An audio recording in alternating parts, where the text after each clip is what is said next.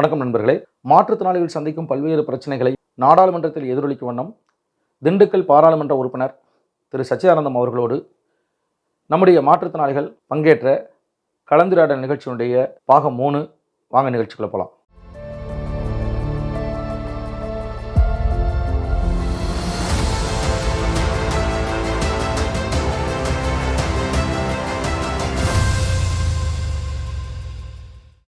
நிரஞ்சன் பேர், வளவி செட்டிப்பட்டி, சுக்காம்பட்டி கிராமம்.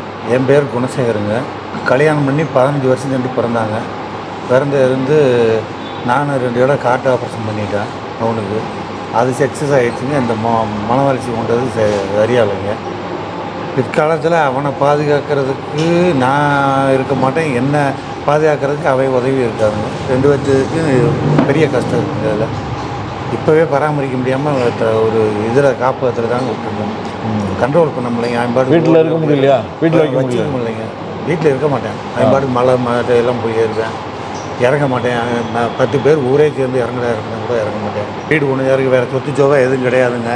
வேறு அண்ணன் தம்பியே எனக்கு வேறு குழந்தையே எதுவுமே கிடையாது, ஒரே குழந்தை. அதனால் 3 அட்டை போட்டாங்க. 3 அட்டையில் 85%, 60%, 50% போட்டாங்க. 3ஐயும் கொண்டு போய் சரி பண்ணி தரேன்ட்டு 45% போட்டு கொடுத்துருக்காங்க. அதை கொஞ்சம் உயர்த்தி போடணுங்க. வேறு பஸ்ஸுலாம் போனாங்கனாக்க பஸ்ஸு டிரைவரு கண்டக்டர் வந்துங்க ஒரு வித்தியாசமாக பார்க்குறாங்க. மாற்றுத்திறனாளி குழந்தைய கூட்டி போனாலே ஒரு வித்தியாசமாக பார்க்குறாங்க. அதை கொண்டா இதை கொண்டா எடு வேகமாக சீக்கிரமாக கூட ஆய்வுன்னு விரட்டுற ஆளுகளை பார்த்தாலே விரட்டுறாங்க.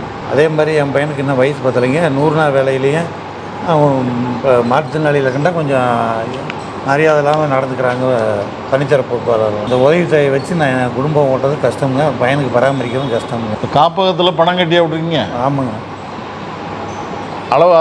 இலவச காப்பகத்தில் பயன்படுத்துறது இல்லையா? அது ரொம்ப மோசமாக இருக்குங்க. துணிமணியெல்லாம் நீங்கள் போய் பார்த்துங்க, மதுரை ஒரு ரோட்லேயே வச்சுருக்காங்க. இப்படி சுரண்டனோம்னா கத்தியில் செய்யலாம், அழுக்கு சட்டையில் இருக்கிற அழுக்கு. அது இது கொஞ்சம் பரவாயில்லாமல் இருக்குன்னா காசு போனாலும் போது அங்கே 1000 2000 தான் கேட்குறாங்க. கொஞ்சம் கூட 2 ஆளும் பரவாயில்லைன்னு கேட்டு சரி இருக்க வரைக்குமாவது கொஞ்சம் நாகரிகமாக இருக்கட்டும்.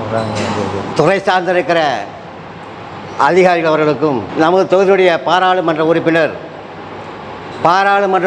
என்று சொல்வதை விட நமது பாராளுமன்றத்துடைய பணியாளர் என்று சொல்லக்கூடிய அளவுக்கு அவருடைய அதிகாரம் என்ன என்று அவருக்கே தெரியாத அளவுக்கு என்றைக்கும் நம்மளோடு இருந்து நம்மளோடு பழக்கப்பட்டவர் இருக்கிற காரணத்தால் அனைத்து உதவிகளையும் செய்வதற்கு தயாராக இருக்கிறார்.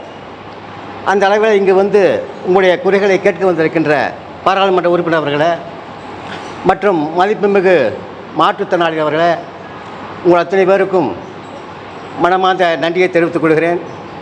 எனது பேரன்கள் ஒருவர் 23 வயதுடைய பிரகாஷ், இரண்டாவதாக 19 வயதுடைய சபரீஷ், என்னுடைய மகள் சந்திரலேகா, என்னுடைய மனைவி. எங்களுடைய குடும்பத்தை பொறுத்தளவில் 4 குடும்பங்கள், நான், என்னுடைய மகள், என்னுடைய மருமகன், என்னுடைய பையன், அனைத்து குடும்பங்களும் சேர்ந்து இந்த 2 பேரை காப்பாற்றி வருகிறோம். அதுதான் எங்களுடைய நிலை. எனவே இந்த எங்களுடைய குடும்பத்தில் இருக்கிற மகன் மருமகள் இவர்களெல்லாம் சேர்ந்து ராயவேலூரில் 3 வருடத்திற்கு 3 மாதம் அங்கே தங்கி பல்வேறு வகையான நிகழ்வுகளை சந்தித்து இன்றைக்கு இந்த அளவுக்கு இந்த பயன்களை இந்த அளவுக்கு கொண்டு வந்திருக்கிறோம். இந்த நிலை தமிழகத்தில் இருக்கிற அத்துணைவருடைய மாற்றுத்திறனாளிகளுக்கும் இப்போது கொடுத்து கொண்டு இருக்கின்ற உதவி என்பது மிக மிக மிக மிக குறைவு. எனவே அப்படிப்பட்ட ஒரு நிலைமையை மாற்றி மாற்றுத்திறனாளிகளுக்கு குடும்பத்திற்கு தகுந்த மாதிரி குடும்பத்தில் இருப்பவர்களை கணக்கெடுத்து யார் யார் சம்பாதிக்கிறார்கள், யார் யார் சம்பாதிக்கவில்லை, அவருடைய குடும்பத்துக்கு தகுந்தவாறு பொதுவாக இந்த மாற்றுத்திறனாளிக்கு உதவியை அதிகப்படுத்த வேண்டும் என்று கேட்டு எங்களுடைய குடும்பத்தை பொறுத்தளவில் இந்த மாற்றுத்திறனாளியுடைய தந்தை மும்பையில் ஒரு நிறுவனத்தில் பணியாற்றி கொண்டிருக்கிறார். இப்படியே காலத்தை ஓட்டுவது என்பது சிரமம். எனவே எங்களுடைய குடும்பத்திற்கு ஒரு ஆவின்பால் வைத்து கொடுக்கவோ அல்லது மாநகராட்சி உள்ளாட்சித்துறையின் மூலமாக இருக்கிற கட்டிடங்களில் வாடகைக்கு ஒன்றை கொடுத்து அதில் ஒரு ஏதாவது வியாபாரம் செய்வதற்குண்டான ஏற்பாடுகளை செய்து தருமாறு கேட்டு விடைபெறுகிறேன். நன்றி, வணக்கம். தையல் மிஷின் இருந்தால் எங்களுக்கு கொஞ்சம் நல்லா யூஸ்ஃபுல்லாக இருக்குங்க சார். சொல்லுங்கம்மா. அது கொடுக்க மாட்டேங்கிற கேட்டால் சதவீதம் குறைவாக இருக்குது, அது தர முடியாது அப்படின்னு சொல்கிறாங்க. எதுக்குங்கம்மா? தையல் மிஷினுக்கு. தையல் மிஷின் உங்களுக்கு தையல்? ஆமாம், 2 பிள்ளையும் எங்கேயுமே போக முடியாது சார், வீட்டில் தான் இருக்கும். இருந்தாலும் கொஞ்சம் யூஸ்ஃபுல்லாக இருக்குங்க சார். சரி சரி. தையல் மிஷின் வேறு துறை மூலமாக வாங்கலாமா? 2 பேருக்கும் இல்லையா? 2 பேருக்கு இந்த மாதம் மட்டும் வரல. இந்த மாதம் மட்டும் வரல. சின்னவனுக்கு வருதா? சின்னவனுக்கு ஒரு 2 ரூபா மட்டும் தான் சார் வரும். எல்லாத்துக்கும் வணக்கம் சார். என் பையன் பேர் வந்து லட்சுமண பாண்டி, ஊர் கோம்பைப்பட்டி. என் பையன் வந்து கோமா ஸ்டேஜில் இருந்தவன், கீழே விழுந்து நடக்க முடியாது. கோமா ஸ்டேஜில் இருந்து வந்து இப்போ ஓரளவுக்கு இருக்கான். வீல் சேரில் தான் சார் வச்சு தள்ளுறேன். ஆனால் வீல் சேர் வந்து 3 வருஷத்துக்கு ஒன்று தான் தருவேன்னு சொல்கிறாங்க. ஆனால் வீல் சேர் 1 வருஷத்துக்கு ஒன்றே தாங்க மாட்டேங்குது சார். அவ்வளோ இதாக ரொம்ப மோசமாக இருக்குது. அதே மாதிரி உதவி தேவை வந்து 2000 ரூபா தராங்க. 2000 ரூபா பத்தாது பையனை வீட்டில் வச்சுக்கிட்டு பார்த்துக்கிட்டு. இப்போ மிஷின் கேட்டது மாதிரி நான் முன்னாடியே வந்து மிஷினுக்கு எழுதிலாம் கொடுத்துருக்கேன் சார். என்ன செஞ்சாங்க, சர்டிஃபிகேட் கொண்டு வான்னு சொல்லிட்டாங்க. தையல் மிஷினுக்கு போன சர்டிஃபிகேட்டு கொண்டு வா, அப்போ தான் தர முடியும் அப்படின்னு சொல்லிட்டாங்க. பையன் வந்து வீல் சேரில் இருக்கான், பார்த்துக்கிட்டு எங்கிட்டு வெளியில் போக முடியல. அதனால் ஒரு வீல் சேரும் நல்லா வீல் சேர் வேணும், தையல் மிஷினும் வேணும் சார். ஏதோ உதவித்தொகையும் நிறையா மாத்திரை ரெகுலராக மாத்திரை சாப்பிடணுமா? சாப்பிட்ணுன்னு சொல்லியிருக்காங்க சார். எங்கள் வசதிக்கு வந்து வாங்கி கொடுக்க முடியல.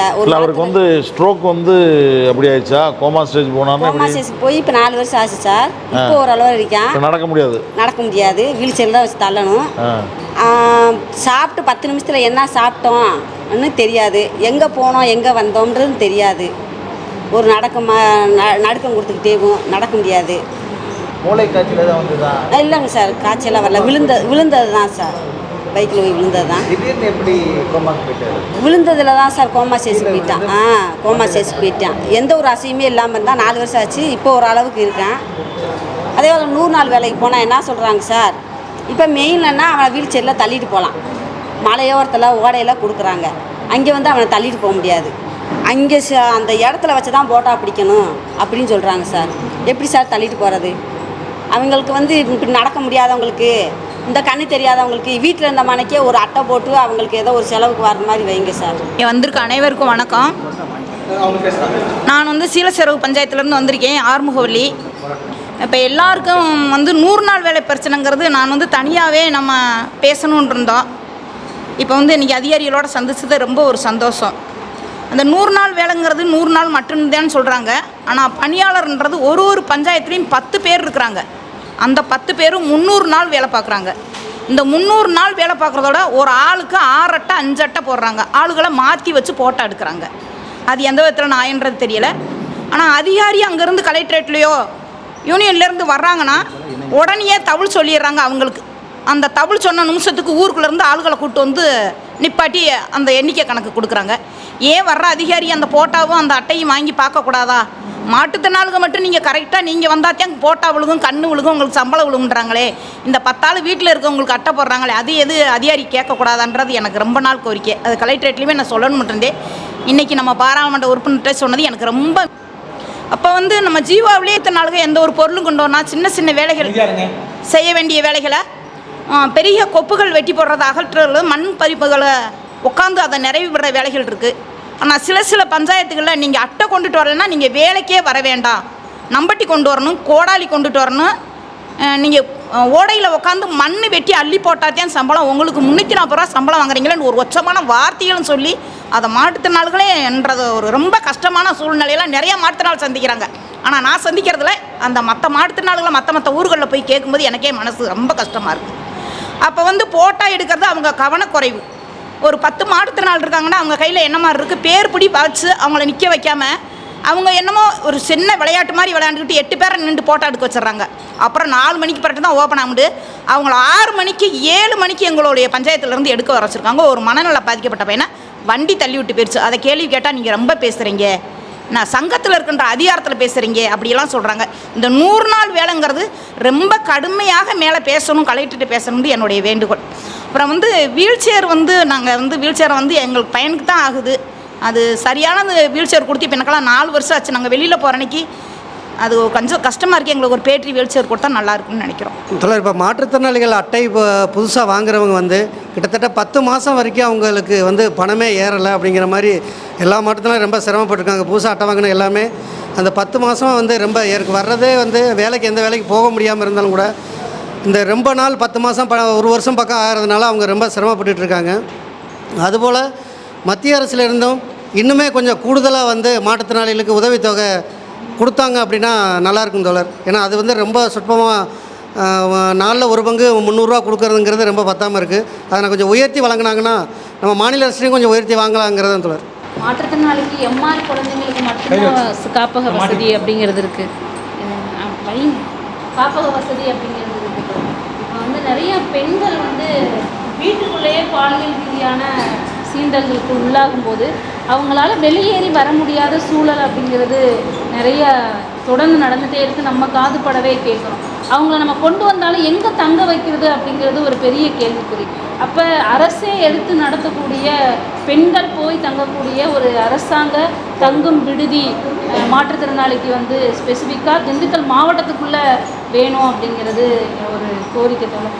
ரெண்டாவது வந்து 100 நாள் வேலை எங்களுக்கு 150 நாளாக உயர்த்தி தரணும். 100 நாள் வேலையை தவிர வேறு எந்த வாழ்வாதாரமுமே மாற்றுத்திறனாளிக்கு பெருசாக இல்லை. இப்போ 4% எங்களுக்கு இடஒதுக்கீடு இருந்தாலும் 90% மாற்றுத்திறனாளிகள் படிப்பறிவு இல்லாத மாற்றுத்திறனாளிகள் கிராமப்புற மாற்றுத்திறனாளியாக இருக்காங்க. இப்போ அவங்களுக்கு இந்த 100 நாள் வேலையை 150 நாளாக கேட்குறது அவங்களுக்கு மிகவும் பயன்படும் அப்படிங்கிறது. அதே மாதிரி திருமண உதவித்தொகை வந்து ஆணோ பெண்ணோ நாங்கள் திருமணம் பண்ணிக்கிட்டால் ஒரு ஆளுக்கு வந்து திருமண உதவித்தொகை அப்படிங்கிறது கிடைக்குது. ஏன்னா எங்களுக்கு திருமணம் ஆகிறதே ரொம்ப ரேரு.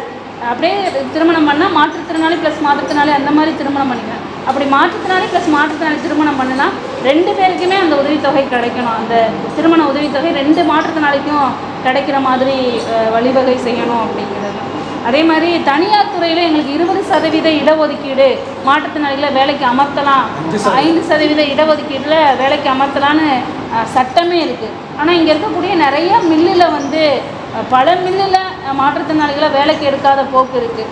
அது அவங்களுக்கு தகுந்த மாதிரி ஆட்களை வேலைக்கு எடுத்தால் கூட ஒரு கணிசமான ஆட்கள் வேலை கிடைக்கக்கூடிய வாய்ப்புங்கிறது இருக்குது. அதே மாதிரி பாதுகாவலர் உதவித்தொகை இப்போ எம்ஆர் பேஷண்ட் இப்போ முழுவதுமாக வேலைக்கு போக முடியாது. வெறும் மாதம் 1000 ரூபா உதவித்தொகைங்கிறது பத்தாது. அதை கூடுதல் படுத்தினா அது உதவிகரமாக இருக்குன்னு தான் தோணும். அதே மாதிரி லோன், அது மத்திய அரசு கொடுக்குற லோனாக இருந்தாலும் சரி, மாநில அரசு கொடுக்கக்கூடிய லோனாக இருந்தாலும் சரி, பல ஆவணங்களை வந்து நம்மளை கொண்டுட்டு வர சொல்கிறாங்க. அதுலேயே மாற்றுத்திறனாளிகள் பல மன உளைச்சலுக்கு ஆளாயிடுறாங்க. இதனால் மாற்றுத்திறனாளி என்ன பண்ணுறாங்கன்னா நுண்ணதி நிறுவனங்களை போய் ஈஸியாக அணுகிடுறாங்க. ஆதார் கொடுத்தா லோன் கொடுத்துட்றாங்க அப்படின்னு. அப்புறம் அதை கட்ட முடியாமல் சிரமப்படுறாங்க.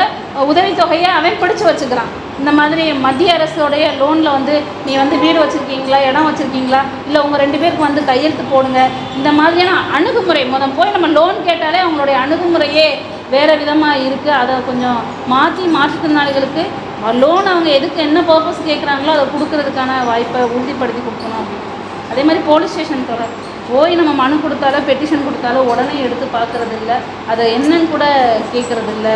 திண்டுக்கல் மாவட்டத்தில் குறிப்பாக வடமதுரை ஸ்டேஷன்லாம் திண்டுக்கல்லில் மிக மோசமான ஒரு ஸ்டேஷனாக இருக்குது. நம்ம கொடுக்குற மனுக்களை உடனே விசாரித்து அதுக்கு அவங்க வந்து எஃப்ஐஆர் போடணும் அப்படிங்கிறது. நண்பர்களே, காணொலி எப்படி இருந்துச்சு? சிறப்பாக இருந்துச்சா? இன்னும் பல பிரிவுகளிலே இந்த காணொலி வர இருக்கிறது. தொடர்ச்சியாக நீங்கள் பார்க்க வேண்டும் என்று கேட்டுக்கொண்டு இந்த காணொலி விடுகிறேன். நான் உங்கள் நண்பன் பகத்சிங். நன்றி, வணக்கம்.